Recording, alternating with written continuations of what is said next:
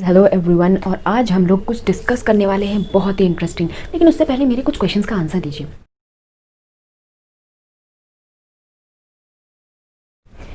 क्या पढ़ाई करने से पहले आप ये सोचते हैं कि पढ़ाई कहाँ से शुरू की जाए? क्या पढ़ाई स्टार्ट करने से पहले ही आप बोर हो जाते हो? क्या पढ़ाई के नाम से ही आप डर जाते हो? क्या स्टडी को आप परफेक्टली मैनेज नहीं कर पा रहे हो, या फिर स्टडी करते करते बीच में से डिस्ट्रैक्शंस आ जा रहे हैं? क्या टाइम देखते देखते ही आपका टाइम चला जा रहा है? क्या एट लास्ट एग्जाम के टाइम पे ही सारा सिलेबस आपका कलेक्ट हो जा रहा है और बैकलॉग्स इतने ज़्यादा बढ़ जा रहे हैं कि आप कंप्लीट ही नहीं कर पा रहे हो कोर्स अपना? So students, in today's video you will be getting some tips and some hacks to change the environment around you so that you get interested towards studying. How to develop interest and how to develop habit of studying. और यही चीज़ lack करती है सभी students में। वो जो habit है ना, वही नहीं रहता है मैक्सिमम स्टूडेंट्स में। तो उसके लिए क्या किया जाए? उसके लिए हमें कुछ स्टेप्स फॉलो करने पड़ेंगे, हमें कुछ चेंजेस करने पड़ेंगे हमारे एनवायरनमेंट में। और अगर हमने वो चेंजेस कर लिए, वो मिस्टेक्स करनी बंद कर दी, तो शायद आप एक एवरेज से अच्छे स्टूडेंट बन सके, एक अच्छा स्कोर पा सके बोर्ड एग्जाम्स में, एंड इवन कोई भी एग्जाम्स हो, नॉट इवन बोर्ड, कोई भी एग्जाम्स हो उसमें आप अच्छा स्कोर कर सकते हैं। लेकिन उसके लिए कुछ स्टेप्स फॉलो करने पड़ेंगे। चलते हैं उन स्टेप्स की तरफ। हैबिट को पहले एक्सप्लेन कर देती हूँ कि होती क्या चीज़। हैबिट मीन्स जिसमें एफर्ट्स ना लगे। तो स्टडी को एफर्टलेस कैसे बनाया जाए और स्टडी को बहुत अच्छे से और एफिशिएंटली कैसे किया जाए, हाउ टू स्टडी एफिशिएंटली। तो उसके लिए आज मैं आपको कुछ टिप्स एंड ट्रिक्स देने वाली हूँ, कुछ हैक्स देने वाली हूँ। तो आप रेडी हो जाइए। स्टार्ट करते हैं फर्स्ट स्टेप से। फर्स्ट स्टेप हमारा रहेगा रूम सेटअप। अब बोलोगे मैम, रूम सेटअप से हमारी स्टडी का क्या लेना देना? हम कहीं पे भी बैठ जाते हैं, कहीं पे भी पढ़ लेते हैं और बस पढ़ लेते हैं। वही तो प्रॉब्लम है, कहीं पे भी बैठ जाते हैं, कहीं पे भी पढ़ लेते हैं। वैसा नहीं करना है। एक रूम का सेटअप होना चाहिए। तो रूम के सेटअप के लिए हमें क्या करना पड़ेगा? पहले रूम का सिलेक्शन करना पड़ेगा। वीडियो में मैं दोनों ही चीज़ें डिस्कस करने वाली हूँ कि रूम में अगर रूम के ऑप्शन हैं आपके लिए तो भी ठीक है, अगर रूम के ऑप्शन नहीं है, कुछ लोगों के लिए नहीं रहते रूम के ऑप्शन, एक या दो रूम में से उनको सिलेक्ट करना पड़ता है, शायद एक ही रूम में सब रहते हैं तो उसमें से भी उनको स्टडी करनी पड़ती है। मैं ये दोनों के लिए बताने वाली हूँ कि कैसे मैनेज करना है स्टडीज़ को। तो पहले जिनके पास 2 या 3 रूम का ऑप्शन है, वो ऐसा रूम सिलेक्ट करो, ऐसा कॉर्नर सिलेक्ट करो जहाँ पे नॉइज़ कम हो। वो रूम आपके लिए बेस्ट होगा। अब उस रूम में एंटर करो। उस रूम में आपको सेटअप बदलना है। सेटअप कैसे रखना है? जो टेबल रहेगा, स्टडी टेबल, वो लाइटेड कॉर्नर में रहेगा और लाइटेड कॉर्नर के नीचे आपको बैठना है, ताकि जो शैडो रहे, आपकी हैंड की शैडो, वो नीचे हो। ना साइड से इधर शैडो दे रही हो, ना साइड से इधर शैडो दे रही हो, और आपकी शैडो आपकी कॉपी को या फिर नोटबुक को कवर ना करे। उससे आई साइट इफेक्ट होती है। सेकेंड थिंग, रूम अगर मेसी है तो प्रॉब्लम होने वाली है। क्यों होगी प्रॉब्लम? क्योंकि जब रूम में सब चीज़ें फैली हुई रहती है तो इससे प्रॉब्लम ये होती है कि आपका इंटरेस्ट स्टडी में से धीरे धीरे लूज़ होने लगता है। अब वहाँ बैठे रहोगे, आपके पास पूरे कपड़े फैले हुए हैं, बुक्स चारों तरफ फैली हुई है, तो ऐसे पढ़ाई नहीं होने वाली। रूम को क्लीन अप करो। ये स्टेप्स आपको फॉलो करने ही हैं। अगर आपने ये नहीं किया तो आपकी हैबिट डेवलप नहीं होने वाली। करके देखो, यही मेन ट्रिक्स हैं हैबिट डेवलप करने के लिए।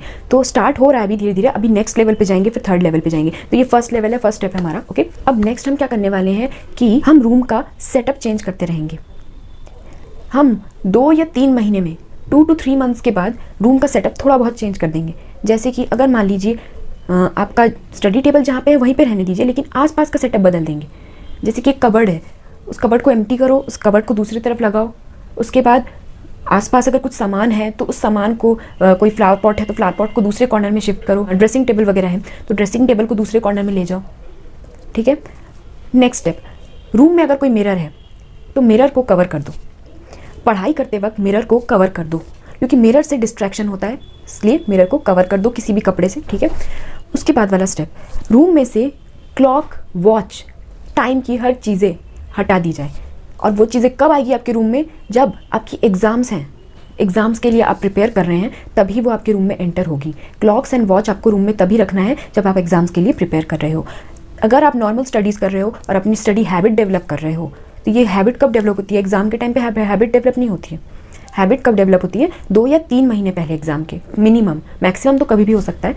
तो कोई भी एग्ज़ाम है उसके जस्ट पहले ही रूम में क्लॉक या वॉच एंटर होंगे। जैसे 1 महीना पहले आपको प्रैक्टिस करनी है, टाइम देख के करना है, तो जस्ट फॉर ईज। लेकिन वो क्लॉक और वॉच आपके रूम से हट जाना चाहिए for 2 to 3 months. The main reason behind it is कि आपके रूम में अगर क्लॉक और वॉच रहता है, आप बार बार टाइम की तरफ देखते रहते हो। हम कभी भी पढ़ने बैठते हैं ना तो हाँ टाइम इतना हुआ ठीक है, उसके बाद 5 मिनट बाद कितना टाइम हुआ होगा फिर से देखते हैं। ऐसे करते करते ही हम अपना टाइम गंवा देते हैं, और इससे क्या होता है कि हमारा एक साइकोलॉजिकल भी हो जाता है कि अरे अभी 1 घंटा हो गया है, चलो थोड़ा सा उठ जाते हैं। टाइम कब सबसे ज़्यादा अच्छा मैनेज होता है? जब वॉच हो ही ना, क्लॉक हो ही ना। क्योंकि ये जो रहता है इनिशियल पीरियड, जब आप पढ़ना स्टार्ट करते हो, कोई भी चीज़ को स्टार्ट करते हो, जैसे क्लास 12th में आप एंटर हुए हो, 10th में एंटर हुए हो, या फिर बैचलर्स में, मास्टर्स में, कहीं पे भी आप एंटर हुए हो, तो आप पढ़ने का एक टाइम टेबल सेटअप करते हो, सब सेटअप करते हो, लेकिन वो सक्सेसफुल क्यों नहीं हो पाता? क्योंकि आपका डिस्ट्रैक्शन ही मेन आपका सब कुछ डुबा देता है। तो वो जो टाइम है, वो जो घड़ी है, वॉच है, उसको हटा दो। कई लोगों के पास सिर्फ एक ही रूम में या फिर 2 ही रूम से ज़्यादा ऑप्शन ही नहीं रहते, और उसी रूम में बैठना पड़ता है जहाँ पे टीवी चल रहा है, जहाँ पे मम्मी खाना बना रही है। तो इसमें क्या करना है? इसमें कुछ भी नहीं करना है। आपको रूटीन में चेंजेस करने पड़ सकते हैं और थोड़ी मेहनत ज़्यादा लगेगी। आप पेरेंट्स से बात करो कि टीवी बंद करवा दें तो वो मानेंगे। अब भाई बहन का अगर प्रॉब्लम है, भाई बहन अगर कुछ पढ़ रहे हैं या फिर टीवी पे कुछ देख रहे हैं या मोबाइल चला रहे हैं, शोर मचा रहे हैं, तो उस टाइम पे आप मैथमेटिक्स और साइंस लेके बैठो। ये जो 2 सब्जेक्ट्स हैं, ये 2 सब्जेक्ट्स साथ में पढ़े जा सकते हैं। अब जो हायर स्टडीज़ में हैं, जिनका सब्जेक्ट ही अलग है, जैसे कि जिनका आर्ट्स सब्जेक्ट है, एसएसटी लेके पढ़ रहे हैं या फिर कोई और सब्जेक्ट लेके पढ़ रहे हैं, और थोड़ा सा याद करने वाले सब्जेक्ट्स हैं, तो उनके लिए ये है कि जब आप याद करने वाले जो सब्जेक्ट्स रहते हैं ना, वो उस टाइम पे बिल्कुल मत पढ़ो, क्योंकि इतने शोर के बीच में ना कुछ नहीं होने वाला है, तो सब कुछ बेकार जाने वाला है। उस टाइम पे आप नोट्स बनाओ, ठीक है? तो जब ये सब हो रहा है, जब बहुत ज़्यादा हाइपर एक्टिव इन्वायरमेंट है, तो आप उस टाइम पे नोट्स बनाओ। और जब आपका इन्वायरमेंट स्लो डाउन हो गया है, जब आपका पूरा खाना मम्मी का बन चुका है, भाई बहन सो गए हैं, टीवी बंद पड़ा है, रात का टाइम या फिर मॉर्निंग का टाइम, तो रात और मॉर्निंग में से आप मुझे कोई एक चूज़ करने को बोलोगे तो मैं कहूँगी morning is the best time. लेकिन कईयों को रात भी चलता है, रात में अगर वो ज़्यादा इफेक्टिवली पढ़ सकते हैं तो रात में पढ़िए। तो आपको डेली रूटीन में थोड़े से एडजस्टमेंट करने पड़ेंगे और कोई भी प्रॉब्लम नहीं होने वाली। जहाँ चाह है वहाँ राह है। तो अगर आप चाहते हो कि कुछ हो तो बस अच्छे से उस टाइम को यूटिलाइज़ कर लो। उनको तो सेटअप कर लिया है हमने, लेकिन अब हम क्या करें? अब हम टेबल को सेटअप करेंगे। तो टेबल सेटअप में आपको क्या करना पड़ेगा? आप एक टेबल पे सबसे पहले टेबल को क्लीन करो अच्छे से, ठीक है? उस पर एक क्लॉथ बिछा दो पूरे टेबल पे। और क्लॉथ इसलिए बिछाने को बोल रही हूँ क्योंकि पेन या पेंसिल लेते हो आप, और जब टाइम वेस्ट करना होता है, टाइम पास करना होता है, तो आप टेबल पे ही कुछ कुछ ड्रॉ करने लगते हो, तो वो चीज़ नहीं होनी चाहिए। अभी टेबल पे आपको क्या करना है? वही बुक्स रखनी है जिनसे आपको पढ़ाई है और जिनसे आपको मतलब है। आज जितना आपने डिसाइड किया है उतना ही आपको वहाँ पे रखना है। ये नहीं कि पूरी सिलेबस की बुक्स लाए और वहाँ पे स्टैक कर दिया। बुक सिर्फ 1 या 2 रहेगी जो आप अभी 1-2 घंटे में पढ़ने वाले हो, और जिसका आपने प्लान किया है कि मैं 2 घंटे अभी टेबल पे पूरा बैठने वाला हूँ जम के, तो वो 2 बुक्स और जितनी कॉपीज़ वगैरह, नोट्स वगैरह चाहिए, वो उधर पे साइड में एक राइट कॉर्नर में रख। Next and most important step कि आपको वाटर बॉटल, स्नैक का पूरा बंदोबस्त साइड में रख लेना है। एक पानी की बोतल रखनी है ताकि बार बार आप पानी पीने के लिए ना उठो। स्नैक का आपको बॉक्स रख लेना है ताकि बीच में थोड़ी भूख लगे तो आप उठ के ना जाओ किचन में, और इसीलिए आप अपने ही टेबल पे पूरा सेटअप करके रख लो। टेबल की लेफ्ट हैंड साइड में आप रखोगे कुछ रफ पेपर्स। ये रफ पेपर्स का क्या यूज़ होने वाला है? जो रफ पेपर्स रहते हैं, हम लोग कभी जैसे कि कुछ सॉल्व कर रहे हैं मैथ्स से रिलेटेड, या फिर कुछ हमको रफ वर्क करना है, तो उसके लिए हम उठते हैं, तो वो भी ना उठना पड़े, इसलिए वहीं पे जुगाड़ साइड में कुछ रफ पेपर्स रख लो या फिर ड्रॉअर में रख लो, ताकि आप वहीं से निकालो और उसमें रफ वर्क स्टार्ट कर दो। गाइस, टेबल सेटअप का हमने देख लिया कि 3 या 4 स्टेप्स आप फॉलो करोगे तो आपका टेबल सेटअप बहुत अच्छा होगा, जिसकी वजह से आपकी मैक्सिमम प्रॉब्लम्स जैसे कि डिस्ट्रैक्शंस, उठना, भूख लगना, पानी पीना, तो ये सब तो कंट्रोल हो जाएगा, ठीक है? लेकिन कई लोगों को टेबल चेयर पे बैठने की आदत नहीं होती है, तो उन लोगों के लिए भी एक बहुत बड़ा फ़ायदा है। लोग टेबल चेयर पे बैठने में कंफर्टेबल नहीं है, कुछ लोग बेड पे बैठ के पढ़ाई करते हैं या फिर ज़मीन पे एक दरी बिछाते हैं और उस पर बैठ के पढ़ाई करते हैं। वो लोग भी बहुत अच्छे से पढ़ सकते हैं, बस जो मैं बोलती हूँ उसे फॉलो करो, ठीक है? आप टेबल पे नहीं बैठ पा रहे हो, चेयर पे नहीं बैठ पा रहे हो, इसलिए जो भी टेबल का सेटअप रहेगा वही आपकी ज़मीन पे दरी के ऊपर सेटअप रहेगा या फिर आपके बेड पे सेटअप रहेगा, ठीक है? सेकंड चीज़, वो वाला बेड सिलेक्ट करो जिस पे आपको छोड़ के ना उठना पड़े, यानी कभी कोई भाई बहन आ जाए, कुछ हो जाए कि हमें सोना है, हमें नींद आ गई है, तो वैसा नहीं। आपका सेपरेट बेड हो तभी आप बैठ सकते हो, वरना आप दरी बिछाओ, किसी रूम के कॉर्नर में बैठो, गद्दा बिछाओ, दरी बिछाओ और रूम के कॉर्नर में बैठ जाओ। जो चीज़ें नहीं करनी है बेड पे बैठ के या फिर नीचे बैठ के, आपको ओढ़ने के लिए ब्लैंकेट नहीं रखना है और कोई शॉल भी नहीं रखना है। अगर ठंडियों का सीज़न है तो शॉल और ब्लैंकेट आपके दुश्मन हो जाते हैं, क्योंकि आप वो ढक लेते हो और आपको धीरे धीरे नींद आने लगती है और टिकने और लेटने की जगह बहुत होती है। तो जिनको खुद पे सेल्फ कंट्रोल है कि नहीं हम बैठ सकते हैं, हम लेटेंगे नहीं, तो वो लोग ही बेड का ऑप्शन लो और दरी का ऑप्शन लो नीचे ज़मीन पर बैठ के। वैसे में बेड से भी बेटर कहा जाता है दरी का ऑप्शन, जो नीचे बिछाया जाता है, नीचे गद्दा बिछा के दरी, तो वो ज़्यादा बेटर होता है क्योंकि उसमें नींद नहीं आती है। बेड पे फिर भी थोड़ा सा कंफर्टेबल हो जाता है तो नींद आती है, लेकिन कोई बात नहीं, अगर आपको नींद आती है तो आप चेयर या टेबल वाला ऑप्शन ले लो, ठीक है ना। तो मैंने आपको 3 ऑप्शन दे दिए हैं, उनमें से कोई एक सिलेक्ट कर लो। अब फ्रंट वॉल का जो सेटअप है उसमें आपको क्या करना पड़ेगा, फ्रंट वॉल के सेटअप पे आपको डेली का गोल क्या है वो फिक्स करना है। यानी आपको चिट्स में लिखना है और उसे फिक्स करते जाना है कि आज मैंने ये पढ़ने का डिसाइड किया है, ये चैप्टर में पढ़ लूँगा, इसके नोट्स बन जाएंगे। तो वो गोल आपके लग गए, ठीक है, वॉल पे। और पास में ही आपका फिक्स होने वाला है टाइम टेबल। अब आपके ऊपर डिपेंड करता है, आप डेली टाइम टेबल के हिसाब से पढ़ते हो, आप वीकली टाइम टेबल के हिसाब से पढ़ते हो, या फिर आप मंथली टाइम टेबल के हिसाब से पढ़ते हो। तो ये टाइम टेबल का जो स्ट्रक्चर है, ये इस पर मैं एक वीडियो बनाने वाली हूँ, रेडी रहना। तो टाइम टेबल कैसे बनाया जाए और उसको प्रॉपर्ली अप्लाई कैसे किया जाए लाइफ में, वो वीडियो आने वाला है। तो उससे पहले मैं आपको जस्ट एक ओवरव्यू बता दे रही हूँ कि टाइम टेबल जो रहेगा वो वीकली रहता है, मंथली रहता है, डेली रहता है। तो वो आप वहाँ पे लगाओगे सामने वॉल पे, ठीक है। अब टाइम टेबल लग गया, गोल सेटअप हो गया हमारा। लेकिन कुछ ऐसी चीज़ें रहती है जो हमें इजीली लर्न नहीं होती है। तो जब चीज़ें लर्न नहीं होती है तो उसको देखते रहे ना रेगुलरली, तो वो चीज़ लर्न हो जाती है। तो इसलिए जो फ्रंट वॉल रहता है वो हमारे हमेशा नज़रों के सामने रहता है और उस पर हमारा मेन फोकस रहता है। तो अब हमें क्या करना पड़ेगा, उस फ्रंट वॉल पे चार्ट्स लगाने पड़ेंगे। अगर मैथमेटिक्स के कुछ फॉर्मूलेज याद नहीं हो रहे हैं तो वहाँ पे लगा दो और रेगुलरली उसको देखते रहोगे ना, तो आपको लगेगा ठीक है ये ऐसा है। तो आप पढ़ते पढ़ते एसएसटी पढ़ते पढ़ते भी अगर बोर हो गए तो उसकी तरफ देख लो, तो आप उठोगे नहीं और आपका एक इन्वायरमेंट इंगेज्ड रहेगा। अब रूम में से सारे मैगजीन्स बाहर कर दो, रूम में से जितने भी पोस्टर्स वगैरह जो आप लगाते हो वो हटा दो, ठीक है। और चारों तरफ सिर्फ स्टडीज से रिलेटेड चीज़ें स्टिक करो, ताकि आप थोड़ा सा वॉक करते हुए भी देख रहे हो तो अरे ये चार्ट सामने दिख गया, तो आप कुछ पढ़ते पढ़ते बोर हो गए, हिस्ट्री पढ़ते पढ़ते बोर हो गए, या फिर कुछ और सब्जेक्ट पढ़ते पढ़ते बोर हो गए, सामने जस्ट देखो और वो चीज़ आपके सामने रेडी रहेगी। आप उसको एक बार देख लो और आपकी पूरी बोरियत गायब, ठीक है ना। तो ये डिस्ट्रैक्शंस आपके हट रहे हैं और जैसे जैसे ये डिस्ट्रैक्शंस हट जाएंगे ना, तो आपकी हैबिट तो बननी ही है। वॉल के राइट हैंड कॉर्नर या लेफ्ट हैंड कॉर्नर पे आपको एक चेकलिस्ट लगानी है। वो चेकलिस्ट में आप लिखोगे कि आज आपको करना क्या क्या है, यानी वही टाइम टेबल जो डेली टाइम टेबल है वो आपकी उस चेकलिस्ट में आएगी।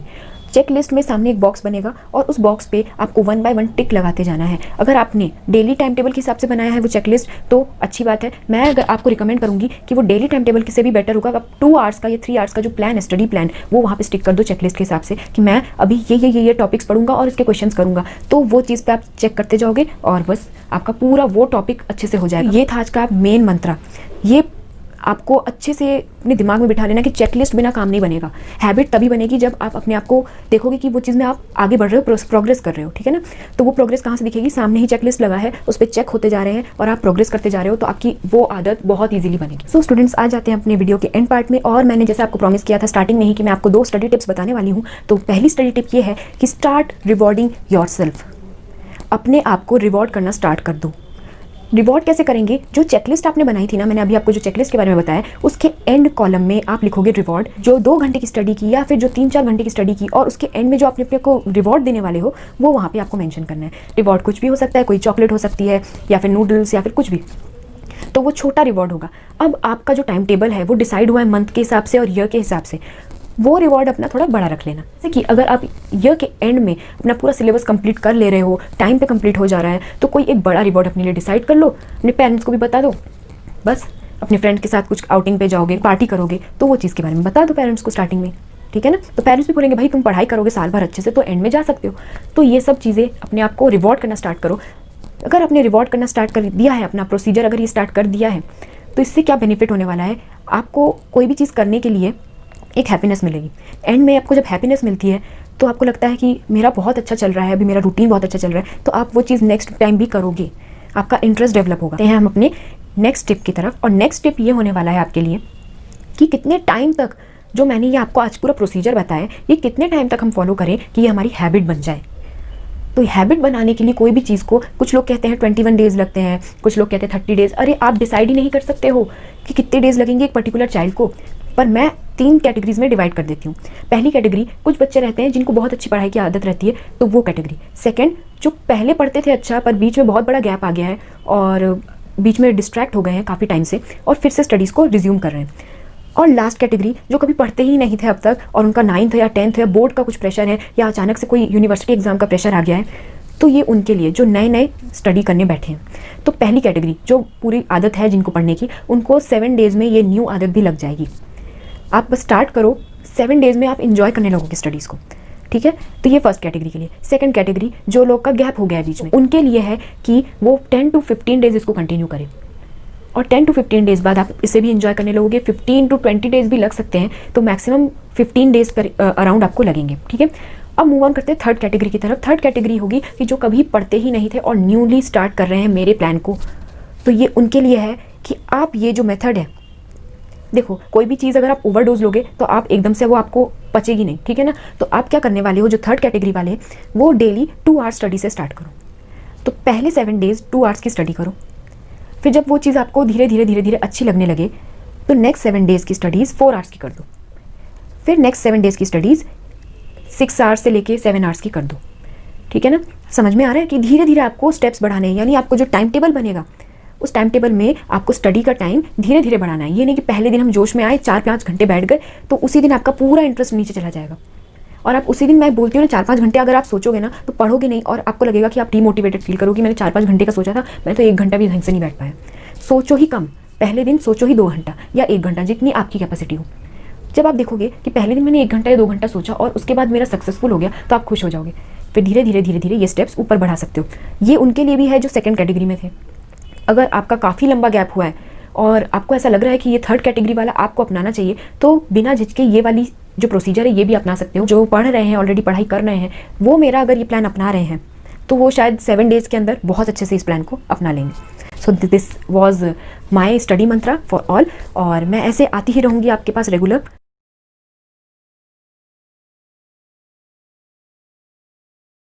मेरे चैनल पे प्रॉब्लम सॉल्व करने का कंटेंट अपलोड होता है। आपकी जो लाइफ से रिलेटेड प्रॉब्लम्स है, आपकी जो स्टडीज़ से रिलेटेड प्रॉब्लम है, उसको सॉल्व करने का कंटेंट आएगा। और मैथ्स तक सीमित नहीं है, क्योंकि प्रॉब्लम तो स्टडीज़ में कहीं पे भी आ सकती है। तो ये वीडियो भी जो था ये सिर्फ मैथ्स वालों के लिए नहीं था, ये सबके लिए था। तो आप लोग बस मुझे सपोर्ट करते रहिए, मेरी वीडियोस देखते रहिए। और अगर अच्छा लगे तो लास्ट में लाइक करना मत भूलिए, एक लाइक ज़रूर दे देना और सब्सक्राइब बटन क्लिक कर दो, और भी वीडियोज़ आने वाले हैं।